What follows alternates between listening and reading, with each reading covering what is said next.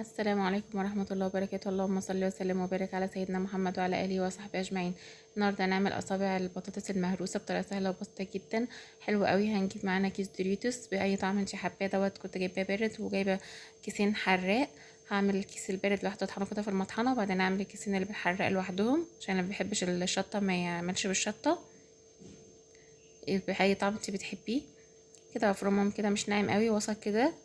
بعد كده هنحط عليهم معلقتين بقسماط، اللي هو عيش مطحون بننشفه ونطحنه، او بنشتريه بقسماط جاهز من عند العطار. متحطش بقى اي حاجه، لان الدوريتوس طبعا عليه التوابل والبهارات والملح بتاعته، فمش محتاج اي حاجه تاني. هحط برضو معلقتين على اللي هو التاني برضو، اللي هو مش حراق. هنحضر بقى بيضه، ونحط عليها شويه ملح، شويه فلفل اسود، شويه لبن صغيرين حوالي ربع كوبايه، ونقلب كل الحاجات دي مع بعض.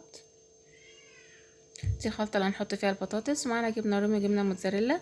معانا هنا كيلو بطاطس سلقنا، يعني حطيناه في ميه وسلقناه وقشرناه وهرسناه. هنحط معلقه ملح، معلقه كمون، معلقه صغيره، وفلفل اسود. وده الكيس اللي هو 11 بهار، ومعلقتين كبار نشا. لو هتعمليه في الزيت، لو هتقليها في الزيت، لو هتقليها في القلايه الهوائيه معلقتين بس. لو في الزيت حطي 3 معالق كبار نشا عشان ما تفكش معاكي، ومعلقه سمنه.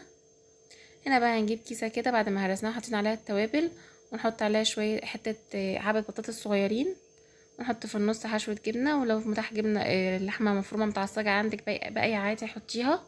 مش متاح ممكن تحشيها كده، وممكن تسيبيها ساده خالص ما بتحشيش جواها اي حاجه، وتلفيها نفس الطريقه. طعمها حلو جدا برضو. نبرمها كده بقى ونصبحها. اخلص بقى الكميه. بعد ما خلصتها بقى حطها في البيض، بعد كده ننزل عليها في البقسماط زي ما احنا شايفين بقى كده.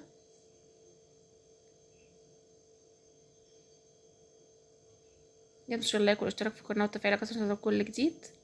انا خلصت كل الكميه وحطها في التلاجة شويه تسقع قبل ما اقليها. انا هنا اقليها في القلايه الهوائيه، يا دوبك بدهنها بس دهنه الزيت كده.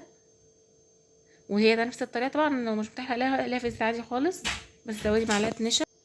زي ما احنا شايفين بقى، هنا خدت وش من الناحيتين بقى، واتقلت في القلايه بقت حلوه جدا، وجبنه جواها بتمط وطعمها حلو جدا. جربوها مش هتندموا ان شاء الله. هنا قليت اللي هي الحار وقليت البارد.